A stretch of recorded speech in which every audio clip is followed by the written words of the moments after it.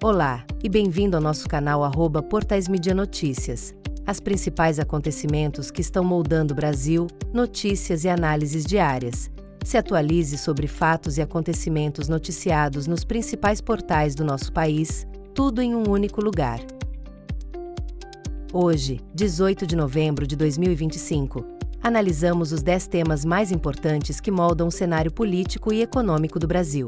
De um escândalo financeiro que abala o sistema bancário à iminente prisão de um ex-presidente, passando por batalhas legislativas cruciais e indicadores econômicos que revelam um país de contrastes. Nossa missão é oferecer uma análise equilibrada, identificando os diferentes vieses da mídia e explorando as implicações de cada fato para a sociedade brasileira. Nossa próxima matéria: Operação Compliance Zero. A queda do Banco Master. Resumo da notícia. O sistema financeiro brasileiro foi abalado nesta terça-feira pela Operação Compliance Zero da Polícia Federal, que resultou na prisão de Daniel Vorcaro, dono do Banco Master, enquanto tentava deixar o país em um avião particular com destino à Europa. Simultaneamente, o Banco Central do Brasil decretou a liquidação extrajudicial da instituição, uma medida drástica que interrompe suas operações e inicia um processo de retirada organizada do mercado. A operação cumpriu 7 mandados de prisão e 25 de busca e apreensão em 5 estados e no Distrito Federal, investigando uma complexa teia de crimes que inclui gestão fraudulenta, organização criminosa e a emissão de títulos de crédito falsos. O escândalo se estendeu ao Banco de Brasília, BRB, cujo presidente foi afastado do cargo por decisão judicial, em um desdobramento da investigação sobre a tentativa de compra do Master pelo BRB, negada pelo BC em setembro por riscos excessivos. Nossa análise e implicações. Este evento expõe, mais uma vez, a fragilidade dos mecanismos de controle e a audácia de certos atores do mercado financeiro. A tentativa de fuga de Vorcaro, logo após o anúncio de uma proposta de compra pelo Grupo Fictor, sugere um conhecimento prévio da iminente ação policial e do colapso de seu império. A mídia de centro técnico, como o Infomoney e o Valor Econômico, foca nas implicações para a estabilidade do sistema e na atuação do Banco Central e do Fundo Garantidor de Créditos, FGC, que agora tem a tarefa de ressarcir os credores. Já portais com viés mais investigativo, como o Antagonista e o Metrópolis, tendem a explorar as conexões políticas e a possível corrupção envolvendo o BRB, um banco público. Para a sociedade, o caso serve como um alerta sobre a importância de uma regulação robusta e de uma fiscalização implacável para proteger a economia de fraudes sistêmicas. A liquidação do Master, embora necessária, deixará um rastro de perdas para investidores e uma mancha na credibilidade do setor. Nossa próxima matéria: o acórdão e o xadrez da prisão de Bolsonaro. Resumo da notícia. O Supremo Tribunal Federal, STF, publicou nesta terça-feira o acórdão da decisão que rejeitou os últimos recursos de Jair Bolsonaro, abrindo a contagem de prazo para a execução de sua pena de 27 anos e 3 meses de prisão em regime fechado. A defesa do ex-presidente tem agora um prazo exíguo, de apenas 5 dias, para apresentar novos e improváveis recursos. A expectativa no meio jurídico é que a ação seja concluída em dezembro, com o início do cumprimento da pena ainda em 2025. A estratégia da defesa, agora, foca em 2 frentes: adiar ao máximo o processo e, simultaneamente, apresentar laudos médicos para tentar garantir uma prisão domiciliar, benefício que Bolsonaro já usufrui desde agosto. Em resposta, aliados do ex-presidente já planejam protestos em caso de uma ordem de prisão em regime fechado, enquanto o ministro Alexandre de Moraes pode invocar uma regra do caso Collor para acelerar a prisão por protelação. Nossa análise e implicações. O cenário político brasileiro prende a respiração. A publicação do acórdão é o movimento final que coloca o ex-presidente em xeque. A imprensa de esquerda progressista, como a Carta Capital e colunistas do UOL, trata o fato como a vitória da justiça e o fim da impunidade. A mídia de direita conservadora, por sua vez, como a Jovem Pan e a Gazeta do Povo, foca na narrativa da perseguição política e na mobilização dos apoiadores, pintando Bolsonaro como uma vítima do sistema. O fato é que a iminente prisão de um ex-presidente é um evento de proporções históricas, com potencial para inflamar ainda mais a polarização. A tentativa de usar a saúde como argumento para prisão domiciliar é uma jogada previsível, mas sua eficácia dependerá da avaliação do STF. A reação das ruas será o termômetro decisivo para medir a força política que ainda resta ao bolsonarismo. Nossa próxima matéria: PL antifacção. A batalha no coração do Congresso. Resumo da notícia. O presidente da Câmara, Hugo Mota do Republicanos, pautou para esta terça-feira a votação do controverso projeto de lei antifacção, apesar da forte resistência do PT, de parte do PL e do Centrão. O relator, Guilherme Derrite do PP, secretário de Segurança de Tarcísio de Freitas, já apresentou 4 versões do texto, todas duramente criticadas por, supostamente, enfraquecer a Polícia Federal e a Receita Federal, além de criar brechas que poderiam beneficiar facções criminosas. O Planalto apelidou o relatório de PEC da blindagem, em uma estratégia para desgastar Tarcísio. O governador de São Paulo, por sua vez, aposta na aprovação do projeto para evitar o desgaste de seu secretário e se firmar como liderança nacional na segurança pública. Nossa análise e implicações. O PL antifacção tornou-se o campo de batalha perfeito para a política brasileira. De um lado, a direita conservadora, liderada por Tarcísio e Derrite, defende o projeto como uma ferramenta essencial para endurecer o combate ao crime, com aumento de penas e restrição de benefícios. Do outro, a esquerda progressista e o governo Lula veem no texto uma manobra perigosa que, a pretexto de combater facções, poderia minar instituições de Estado e criar um superpoder para as polícias estaduais, alinhadas a governadores da oposição. A pressa de Mota em votar o projeto, mesmo sem consenso, é um sinal de força e uma tentativa de impor uma agenda. A declaração de que o ministro Alexandre de Moraes veria a atuação de Derrite com bons olhos foi uma tentativa de legitimar o projeto, mas não foi suficiente para acalmar os ânimos. O resultado desta votação não definirá apenas as futuras ferramentas de combate ao crime, mas também o equilíbrio de forças entre o Executivo e o Legislativo. Nossa próxima matéria. Inflação cai abaixo do teto da meta pela primeira vez em 2025. Resumo da notícia. O Boletim Focus do Banco Central trouxe uma notícia alvissareira para a equipe econômica do governo. Pela primeira vez em 2025, a projeção do IPCA, Índice Nacional de Preços ao Consumidor Amplo, caiu abaixo do teto da meta, passando de 4,55% para 4,46% 14. O teto da meta é de 4,5%, e essa queda, embora pequena, representa uma vitória simbólica importante para o Banco Central e para o Ministério da Fazenda. A expectativa é que a taxa Selic encerre 2025 em 15% ao ano, com uma projeção de queda para 12,25% em 2026. No mercado financeiro, o dólar fechou a R$ 5,33, mais 0,66%, e o Ibovespa recuou 0,47%, aos 156.993,16. Nossa análise e implicações. A queda da inflação abaixo do teto da meta é uma conquista que não pode ser subestimada, especialmente em um ano marcado por pressões inflacionárias globais e desafios internos. A mídia de centro técnico, como Valor Econômico e Infomoney, destaca a eficácia da política monetária do Banco Central e a credibilidade da instituição. Já a mídia governista tende a acreditar o feito às políticas do Ministério da Fazenda e à gestão econômica de Lula. Por outro lado, a oposição pode minimizar o resultado, apontando que a inflação ainda está próxima do teto e que o custo social da Selic elevada, juros altos, é pesado para o consumidor e para o empresário.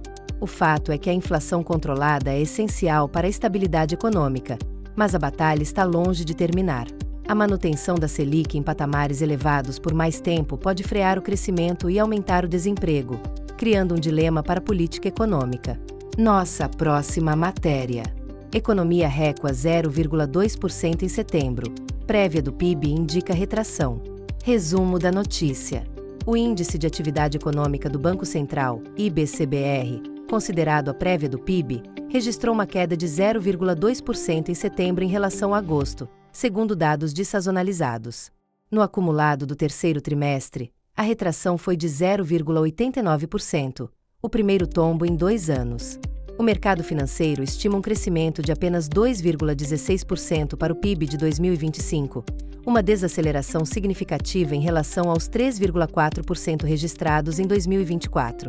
O Ministério da Fazenda projeta um crescimento de 2,2% em 2025 e 2,4% em 2026. Nossa análise e implicações.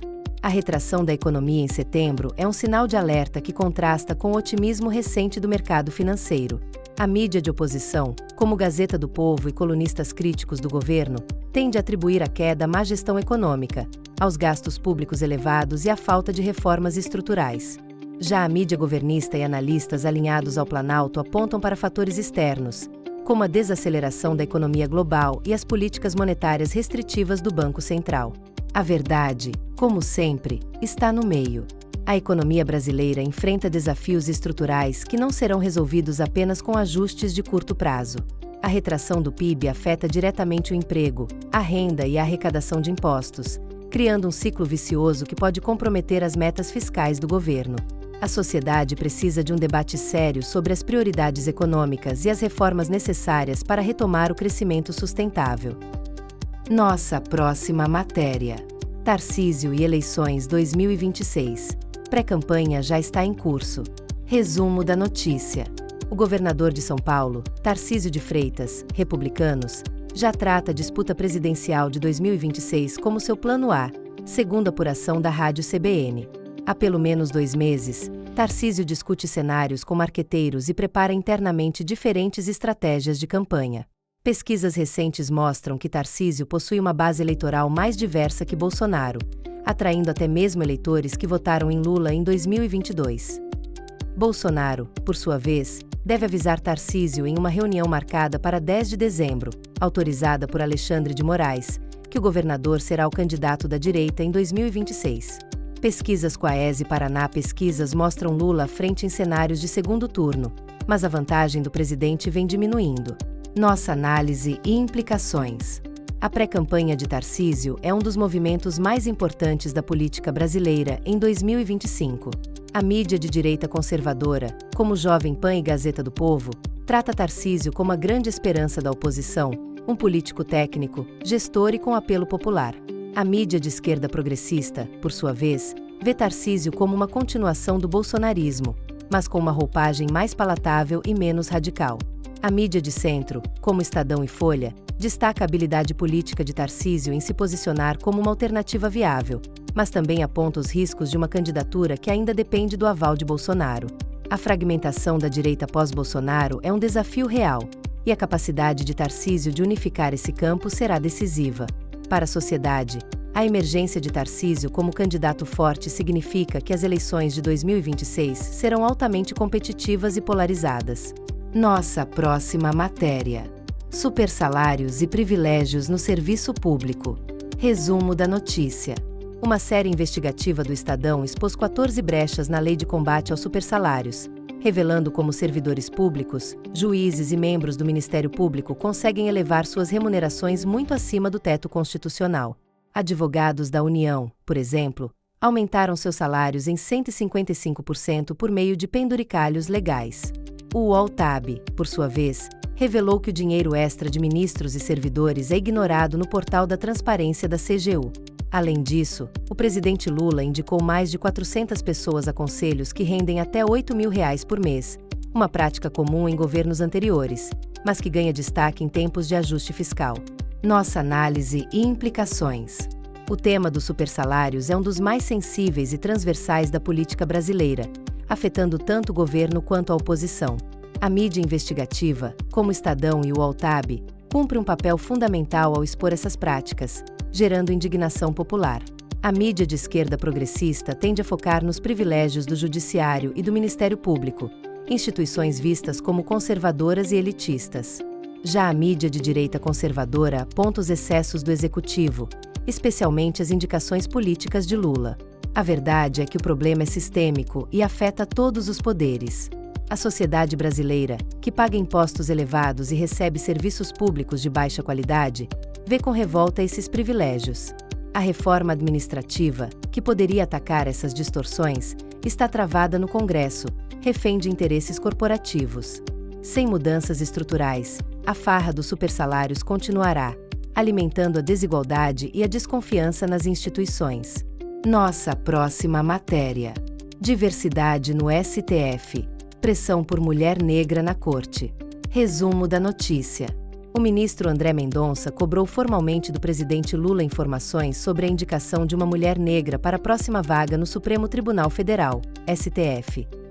O presidente do STF, Edson Fachin, já defendeu publicamente que uma mulher negra seja indicada, enquanto a ministra Carmen Lúcia evita fazer pedidos diretos ao presidente. Um mandado de segurança, MS 40.573-DF, foi apresentado ao STF para desafiar Lula e a corte a priorizarem mulheres negras na próxima indicação. Adilson Moreira, vencedor do Prêmio Jabuti, afirmou que o critério deveria ser diversidade, não cálculo político. Dados revelam que tribunais federais só preencheram metade das vagas de cotas raciais para juízes desde 2023. Nossa análise e implicações. O debate sobre diversidade no STF é um dos mais importantes e simbólicos da política brasileira.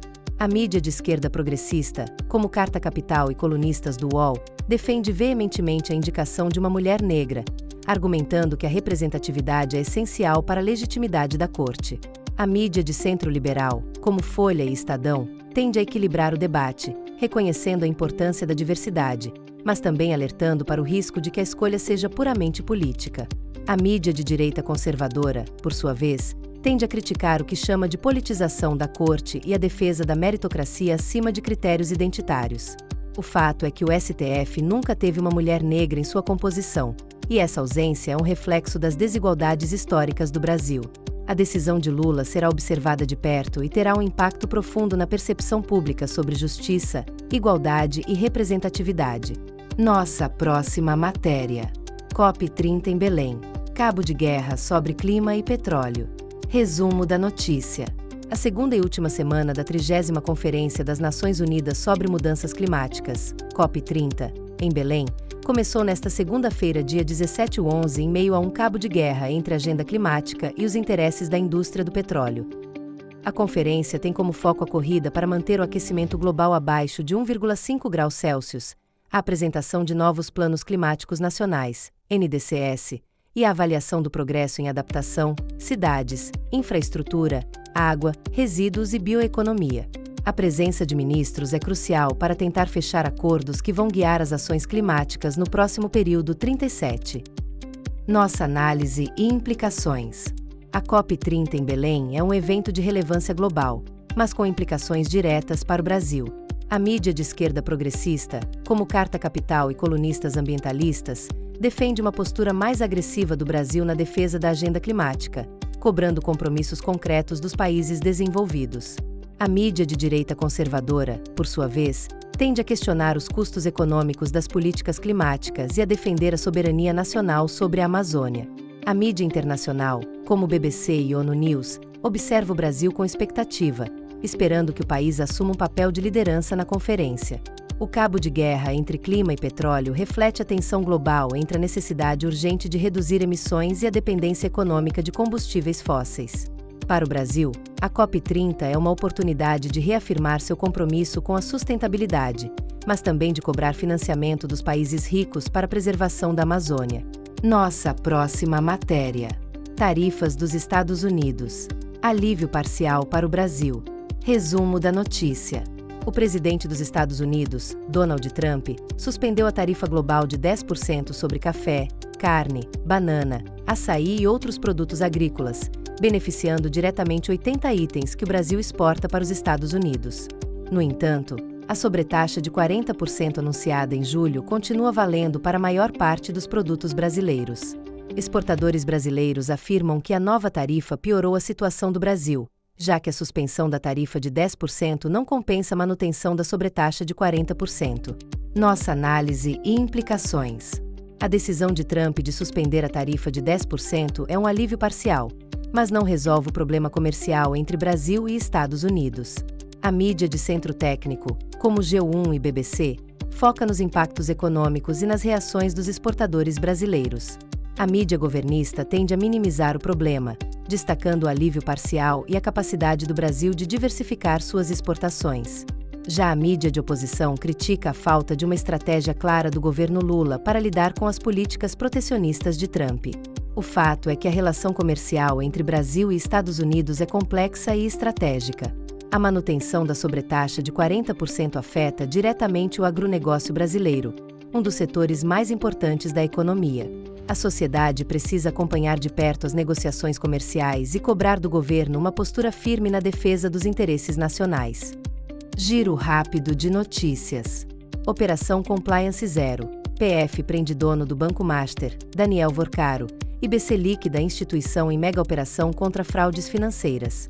Bolsonaro perto da prisão. STF publica acórdão final, e defesa tem apenas 5 dias para novos recursos contra a pena de 27 anos. PL Antifacção. Câmara vota hoje projeto polêmico de derrite, que racha o Congresso e opõe governo e aliados de Tarcísio. Inflação abaixo da meta. Pela primeira vez em 2025, projeção do IPCA, 4,46%, fica abaixo do teto da meta, uma vitória para a equipe econômica. PIB em queda. Prévia do PIB indica retração de 0,2% em setembro, o primeiro tombo em 2 anos, acendendo um alerta na economia. Eleições 2026. Tarcísio de Freitas se articula para ser o candidato da direita, enquanto pesquisas mostram queda na vantagem de Lula. Farra dos supersalários. Séries do Estadão e UOL expõem 14 brechas na lei e privilégios que inflam salários no serviço público. Diversidade no STF. Aumenta a pressão sobre Lula para a indicação de uma mulher negra para a próxima vaga na Suprema Corte. COP30 em Belém. Reta final da conferência é marcada por um cabo de guerra entre a agenda climática e os interesses da indústria do petróleo. Tarifas dos Estados Unidos. Trump suspende tarifa de 10% sobre alguns produtos brasileiros, mas mantém sobretaxa de 40% na maioria dos itens, frustrando exportadores. Obrigado por nos acompanhar neste editorial diário. A complexidade dos fatos exige uma análise cuidadosa e equilibrada, e é isso que buscamos oferecer aqui no Portais Mídia Notícias. Se você valoriza uma informação com profundidade e sem amarras ideológicas, apoie nosso trabalho. Deixe seu like neste vídeo. Inscreva-se no canal e ative o sininho para não perder nenhuma análise. Compartilhe este conteúdo com quem precisa de informação de qualidade. Comente abaixo sua opinião sobre os temas de hoje. Qual deles mais te impactou? Sua participação é fundamental para que possamos continuar produzindo jornalismo independente e de alto nível. Até amanhã!